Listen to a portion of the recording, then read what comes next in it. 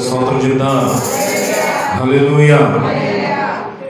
ఈ పునరుద్ధానపు వేళ ఈ విధంగా దేవుని పాదాల చెంత చేరి ఆరాధించుటకు ప్రభువు ఎంతగానో మనందరికీ కృప చూపించిన విధానాన్ని బట్టి ఆయన నామమునికి స్తుతి స్తోత్రం కలుగును గాక. ఆమేన్.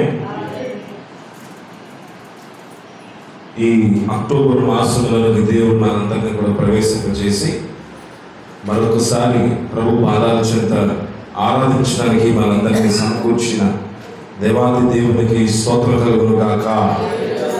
గత 9 మాసములు దేవుడు ఎంతగానో తన కృప నుంచి ఆయన కనికరమును చూపి మనందరినీ కూడా సంరక్షణలో నడిపించాడు. దేవుడు ఎంతైనా నమ్మదగిన దేవుడు ఈరోజు మనకు ఉన్నాడు.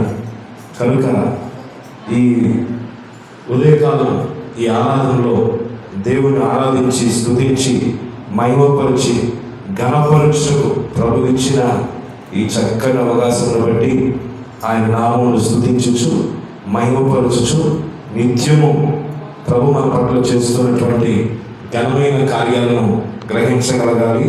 ఆయనకు మనము సాక్షులమై జీవించాలి. ఈ చదవబడిన కీర్తన భాగంలో దావీదు రచించిన కీర్తన భాగము మొట్టమొదటి వచనంలో మనం చూస్తున్నాం కదా. దేవుడు లేడని బుద్ధిహీనులు తమ హృదయంలో అనుకొందురు, వారు చెడిపోయిన వారు అసహ్య కార్యములు చేయుదురు అని రాయబడినట్లుగా వాక్యం మనం చదువుతున్నాం. బుద్ధిహీనుడు దేవుడు లేడని అనుకుంటాడు. దేవుడు లేడు అని ఎవరి జీవితంలో అనిపించిందంటే అది వారి యొక్క బుద్ధిహీనతకు ఒక నిదర్శనం అని చెప్పక మానదు. కారణం ఏంటంటే బుద్ధిహీనమైన సందర్భంలో దైవత్వాన్ని అంగీకరించలేని పరిస్థితిలో మనుష్యుడు ఉంటాడు.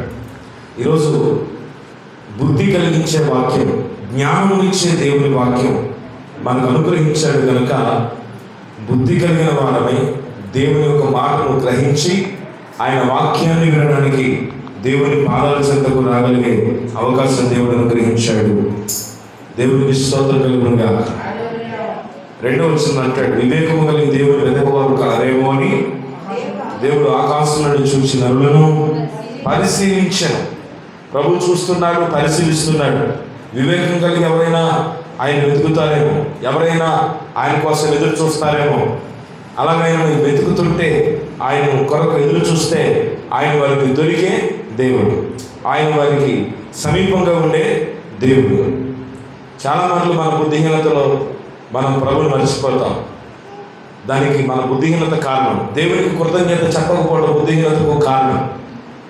బుద్ధిహీనులు దేవుడు చేసిన మేలును మర్చిపోతారు, కృతజ్ఞత లేని హృదయం కలిగి ఉంటారు. అందుకే బుద్ధి కలిగిన వారు సంసిద్ధులు అవుతారు. 10 మంది కన్యలు ఉన్నారు. ఆ 10 మంది కన్యలలో 5 బుద్ధి గలవారు అని పిలువబడ్డారు. మిగిలిన 5 బుద్ధి లేని వారని పిలువబడ్డారు. కారణం ఏంటి అని అంటే ఒక 5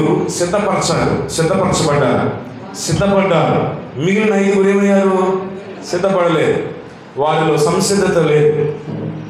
దేవుని ఎరిగిన వారు సంసిద్ధులు అవుతారు. ప్రభుని ఎరిగిన వారు దేవుని రాజ్యం కొరకు ఎదురు చూస్తారు. ఆయన రాకడ కొరకు ఎదురు చూస్తారు.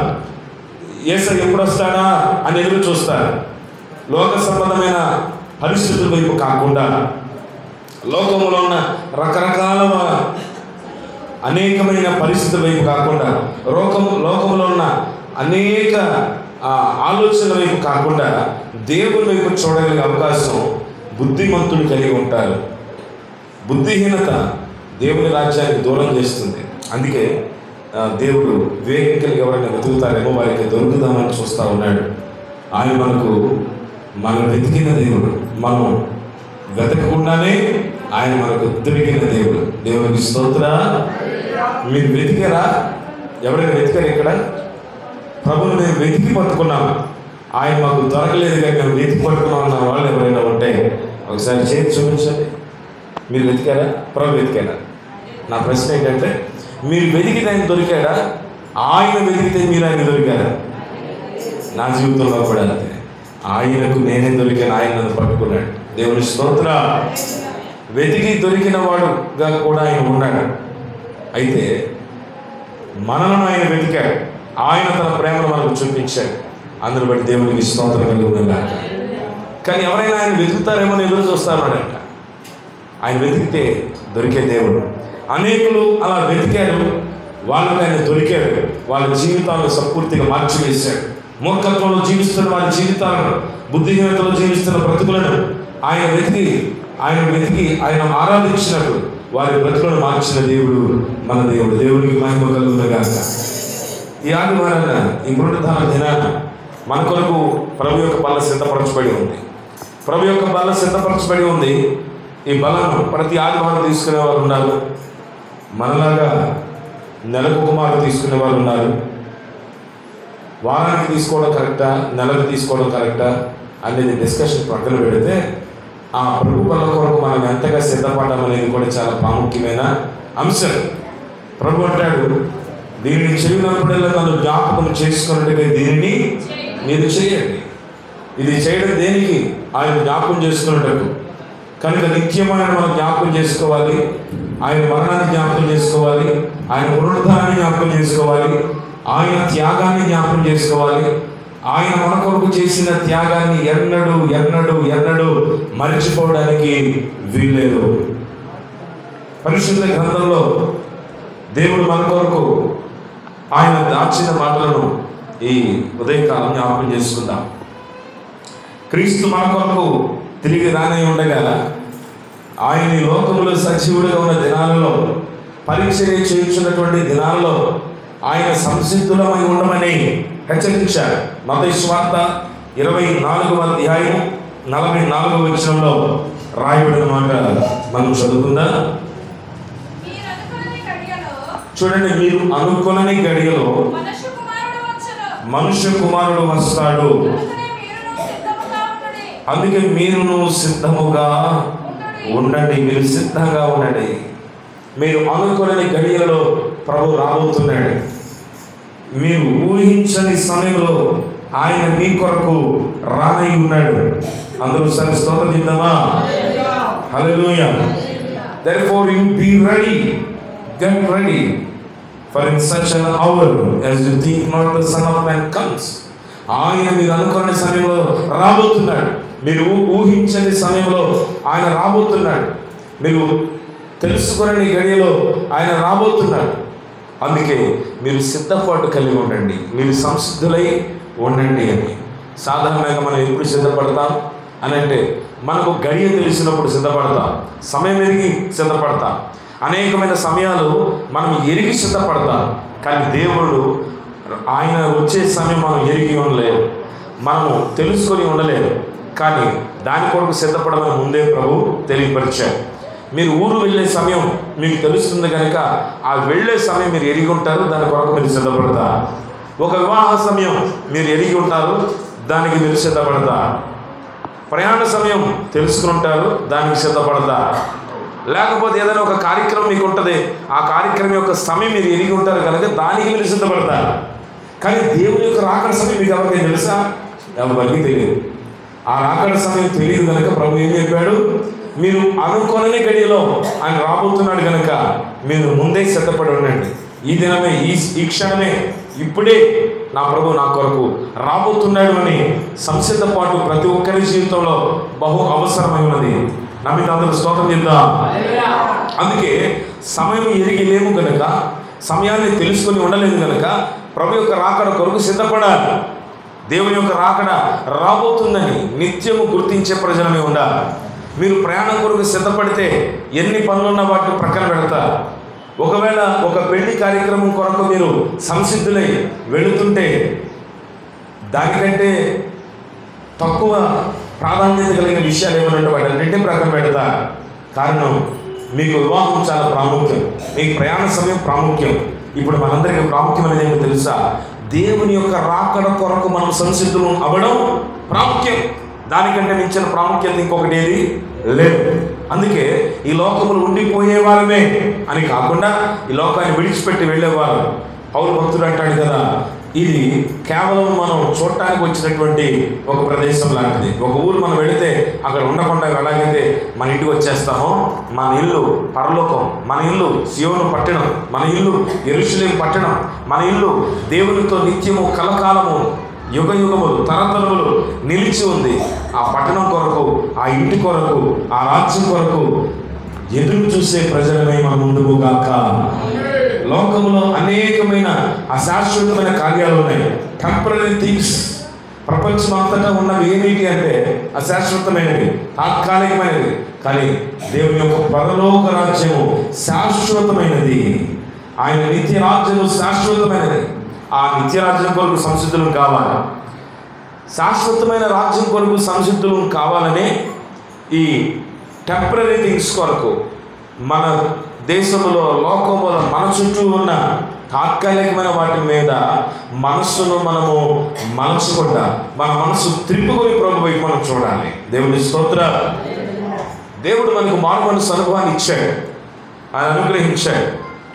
ఆయన అనుగ్రహించినటువంటి గొప్ప అవకాశాన్ని నిత్యం ఒకటి జ్ఞాపకం చేసుకోవాలి. ఒక ఊర్లో ఒక వ్యక్తి మాత్రమే మాంసాహారం తినేవాడట. ఆ ఊర్లో ఇంకా మిగిలిన వారు ఎవరో కూడా మాంసాహారం తినేవాడు కాదు, ఒక్కడే తినేవాడు. ఆ ఊర్లో ఉన్న వాళ్ళందరూ కూడా శాకాహారం. అయితే ఒకరోజు ఆయన చక్కగా పొయ్యి మీద చికెన్ పెట్టి వండుతూ ఉన్నాడు. ఆ వాసన వాళ్ళకి నచ్చలేదు. వాళ్ళందరూ వచ్చి రిక్వెస్ట్ చేశారు, బాబు నువ్వు తప్ప మా ఊరిలో, మన ఊరిలో ఎవరు తినరు కదా, కొంచెం తగ్గించు, లేకపోతే నువ్వు ఏదైనా రహస్యంగా వండుకుని తిను, అంతేగాని మేమందరము ఈ వాసన పీల్చేట్టుగా మాకు ఇబ్బందిగా ఎందుకు చేస్తున్నాం అని చెప్పినప్పుడు మొత్తం మీద అతను వినలేదు. ఆ ఊరి పెద్దల దగ్గరికి వెళ్ళి వీళ్ళందరూ రిక్వెస్ట్ చెప్పారు, అయ్యా మన ఊరిలో ఇలా జరుగుతూ ఉంది, మీరే ఏదో ఒక న్యాయం చేయండి. ఆ పెద్దలందరికీ ఒక ఆనవాయితీ ఉంది. ఆ ఆనవాయితీ ప్రకారం ఆ వ్యక్తిని తీసుకొచ్చారు, నిలబెట్టారు. ఇదిగో ఈరోజు మన ఆనవాయితీ ప్రకారం మన ఊరిలో ఒక పవిత్రమైన నది పారుతూ ఉంది. ఈ నది నీళ్లు తీసుకొచ్చి నీ మీద చల్లిన తర్వాత 3 సంగతులు నీకు చెవులో చెప్తారు. ఆ తర్వాత నువ్వు మారిపోతావు, ఇక ఎన్నటికీ నువ్వు చికెన్ తినడానికి వీలు లేదు అని చెప్పారు. అలాగేనండి, అదేంత తొందరగా కానివ్వండి, మీకు కూడా నేను ఇబ్బంది కలిగించనని చెప్పాడు. అయితే మొత్తం మీద ఆ విధంగా వాళ్ళందరూ కూడా తీసుకుని వచ్చారు. అందరూ తీసుకుని వచ్చి ఆ వ్యక్తిని చూస్తూ ఉండగా ఆ నది నీళ్ళు తీసుకొచ్చి అందరి మీద చల్లి చెవులు చెప్తున్నారట, నీవు మారిపోయావు, రెండవసారి నీవు మారిపోయావు, మూడవసారి నీవు మారిపోయావు అని చెప్పిన తర్వాత మరలా ఇంటికి వెళ్ళాడు. ఆకలిసింది, మళ్ళీ చికెన్ తెచ్చుకుని వండుకున్నాడట. వీళ్ళందరికీ అర్థం కాలేదు, ఏం మారిపోయాడని చెప్పిన తర్వాత మళ్ళీ ఎలా చేస్తున్నాడు. మళ్ళీ ఊరి పెద్దలందరూ కూడా పిలిచారు. అయితే ఈసారి వాళ్ళు వచ్చేసరికల్లా ఈయన వండిన చికెన్తో అంటాడంట, నీవు మారిపోయావు, నీవు మారిపోయావు, నీవు చికెన్ కాదు, ఈ రోజు నుంచి నువ్వు ఆనపగాయ అన్నాడంట. వాళ్ళందరూ చూసి నోరేళ్ళ పెట్టారు. కారణం ఏంటంటే మార్పు అనేది నీళ్లు చల్లడం ద్వారా, కేవలం మార్పు అనేది మాటలు చెప్పడం ద్వారా వచ్చేది కాదు. ఎక్కడ రావాలి? మనసులో కావాలి. కనుక జీవితం మారిపోవాలంటే సంపూర్తిగా దేవుని మీద ఆధారపడాలి. అలా ఆధారపడిన వారు తమ జీవితాన్ని దేవుని చేతికి అప్పగించుకున్న వారు మారుతారు. కానీ లోకంలో ఉన్న పరిస్థితులను, లోక సంగతుల మీద ఆధారపడిన వారు ఎన్నటికీ కూడా మార్పు చెందరు. అతను ఎలాగైతే చెప్పాడో 3 సార్లు అలా చెప్పినట్టుగా ఉంటుంది. దానివల్ల ప్రయోజనం లేదు. ఈరోజు దేవుని సన్నిధిలో ప్రభు అన్నాడు కదా, మీరు అనుకున్న గడియలో మనుష్య కుమారుడు రాబోతున్నాడు. లోకంలో నిజమైన మారు మనసు కలిగిన ప్రజలమై దేవుని బిడ్డలు ఆయన రాజ్యం కొరకు ఎదురు చూడాలి. దేవునికి మహిమ కలుగునుగాక. నమ్మిన వారందరూ బిగ్గరగా స్వాగతిద్దాం. ఆయన రాని ఉన్నాడు కనుక మీరు సిద్ధపాటు కలిగి ఉండండి, మీరు సిద్ధపడి ఉండండి. ఆయన రాబోతున్నాడు కనుక మీరు సిద్ధముగా ఉండండి. Be ready, get ready. మీరు సిద్ధపడి ఉండండి, బీ ప్రిపేర్డ్. ఆ తర్వాత ఇంకొక మాట మనం బైబిల్లో చదువుకుందాం. ఇదే 24లో 36 చదవండి. 36. అయితే ఆ దినమును ఆ గడియను గూర్చి తండ్రి మాత్రమే ఎరుగును కానీ మనుషులైనను పరలోకమందు దూతలైనను కుమారుడైనను ఎరుగరు. నోవహు దినములు ఎలా ఉండెనో మనుష్య కుమారుని రాకడయు అలాగే ఉండెను. చాలండి, అందరూ సరే స్తోత్రం చెప్దాం. సిద్ధపాటు కలిగిన ప్రజలు దేవుని యొక్క రాకడ ఉందని నమ్ముతారు, నిశ్చయిత కలిగి ఉంటారు. ఎవరికి తెలియదు, మనకే కదట, పరలోకంలో ఉన్న దేవుని యొక్క దూతలు కూడా ఆ సమయాన్ని ఎరిగలేరు. ప్రభు ఒక్కడే ఆ సమయం ఎరిగి ఉన్నాడు. మన కొరకు ఆయన ఆ సమయాన్ని ఆయన మన కొరకు వేచి ఉన్నాడు. ఇంకా రక్షణ పొందవలసిన వారు ఉన్నారు, వారు రక్షణ పొందాలి అని. ఎంత సమయం వేచి వస్తాడు ఎవరికైనా తెలుసా? ఈ సంవత్సరం వచ్చేస్తాడా? వచ్చే సంవత్సరం వస్తాడా? మనము ఎలా ఉండాలంటే, దేవుడు ఆయన ఏ సమయమైనా రాగలడు. మీలో నిజంగా ఎంతమంది ఈ మాట నమ్ముతారు? మీరు ఎన్నాళ్ళ చెప్పనివ్వండి, ప్రభు ఇప్పుడప్పుడే రాడు అనేవాళ్ళు ఎవరు ఉన్నారు ఇక్కడ? ఇప్పుడప్పుడే రాడండి ప్రభు.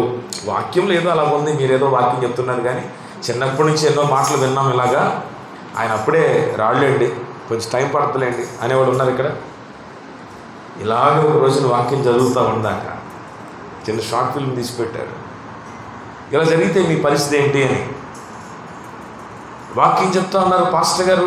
చాలామంది వింటా ఉన్నారు, కొంతమంది వినడం లేదు, కొంతమంది పడుకున్నారు, కొంతమంది సెలవు చూసుకున్నారు, కొంతమంది పక్కన వాళ్ళతో మాట్లాడతారు, కొంతమంది కిటికీలోంచి బయటకు చూస్తున్నారు. ఒకసారి పెద్ద శబ్దం వచ్చింది. ఒకసారిగా ఆ మందిరంలో కొందరు ఏమయ్యారు? ఎత్తపడ్డారు, కొందరు విడిచిపెట్టబడ్డారు. ఈ విడిచిపెట్టబడిన తర్వాత వాళ్ళకి ఏం అర్థం కాలేదు. ఒక్కసారిగా వాక్యం వినబడట్లేదు. ఏమైంది? పాస్టర్ గారు లేరు, అలాగే కొంతమంది సంఘంలో ఉన్న బిడలు లేరు. ఏమైపోయారు? వీళ్ళేమైపోయారు? వాళ్ళైపోయారు. ఈ విడవబడిన వారు చూడండి రొమ్ము కొట్టుకుంటూ ఏడుస్తున్నారట. ఎందుకంటే అర్థమైపోయింది. ఒక్కసారిగా వీళ్ళందరూ మాయమైపోయారంటే ఎక్కడికి వెళ్ళిపోయారు? ఎత్తబడ్డారు, మధ్యాకాశానికి కొనిపోబడ్డారు. ఒకవేళ అలాంటి పరిస్థితి కనుక వస్తే ఏంటి? మనం ఎత్తబడే గుంపులో ఉంటామా, విడవబడే గుంపులో ఉంటామా? ఒక ప్రశ్న. సిద్ధపడాలని ఎంతమందికి ఆశగా ఉంది? మీ కుడి హస్తం పైకి స్తోత్రం చెప్తారా? యోహాను మొదటి పత్రిక 3వ అధ్యాయం 3వ వచనం చదువుకుందాం. యోహాను మొదటి పత్రిక 3వ అధ్యాయం 3వ వచనం.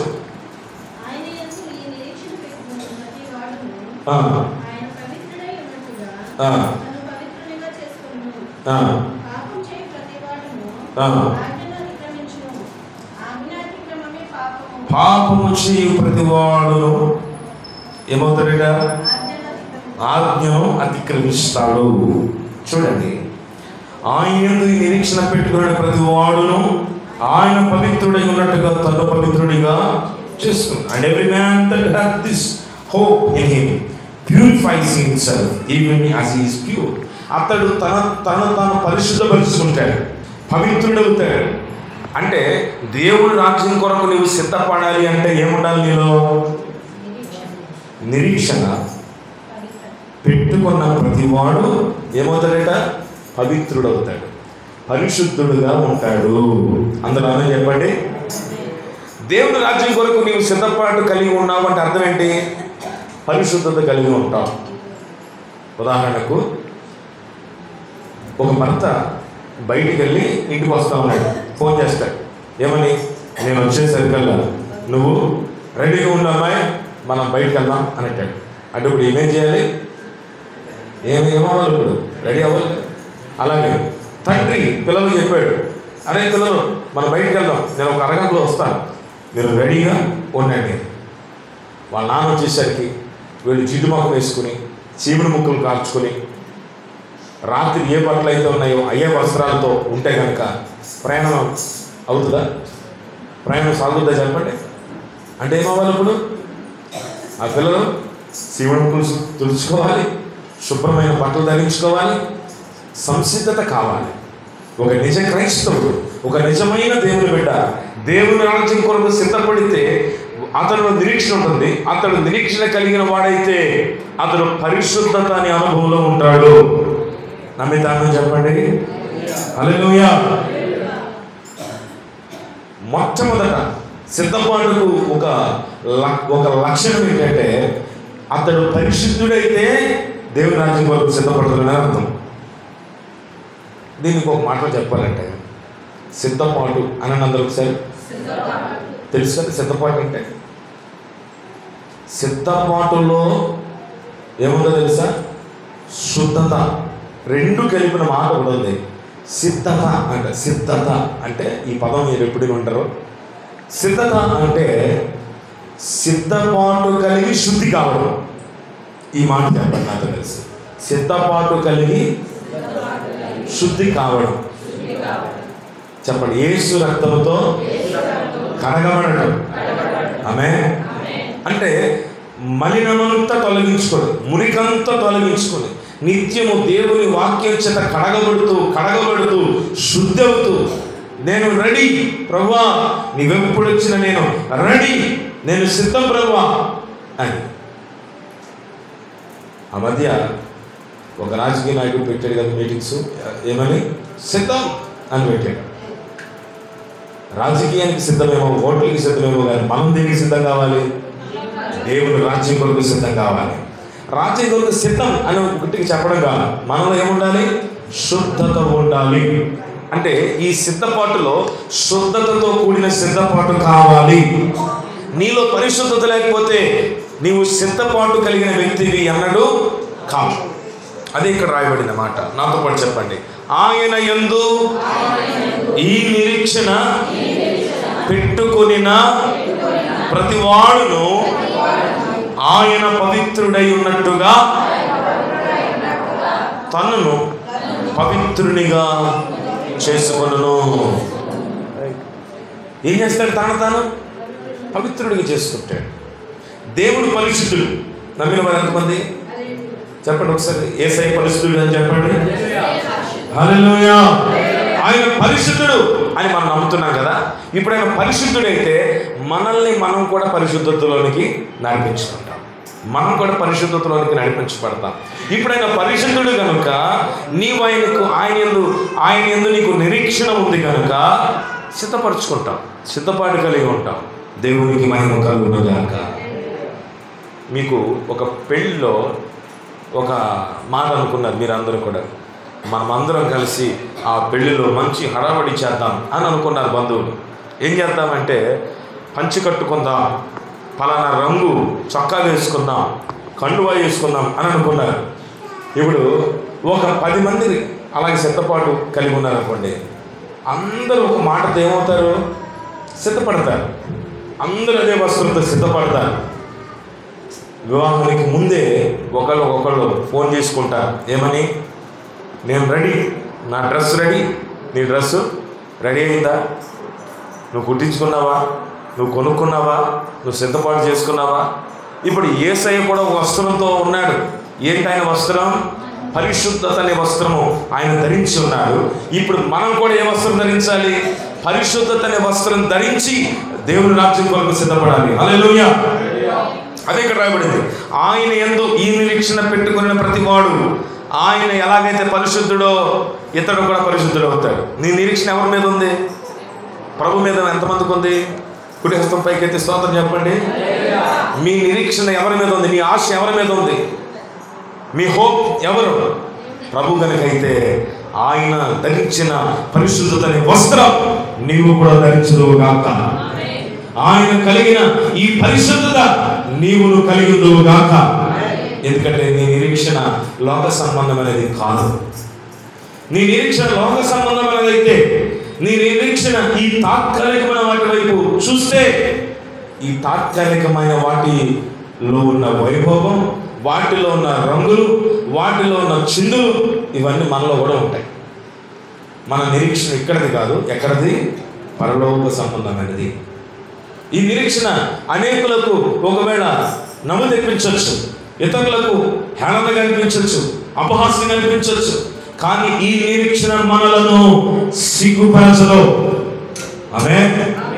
సిగ్గుపరిచేది కాదు. ఈ నిరీక్షణ నిన్ను సిగ్గుపరచకుండా ఉండాలంటే ఒక వస్త్రం ధరించాలి, పరిశుద్ధత అనే వస్త్రం.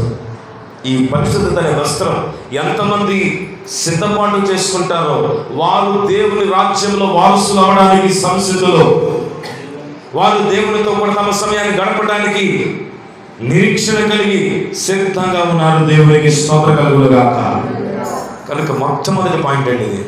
మొదటి పాయింట్ ఏంటి చెప్పండి? పరిశుద్ధత అనే వస్త్రం కావాలి. పరిశుద్ధత అనే వస్త్రం నీవు ధరించుకొని సిద్ధపాటు కలిగి ఉండాలి.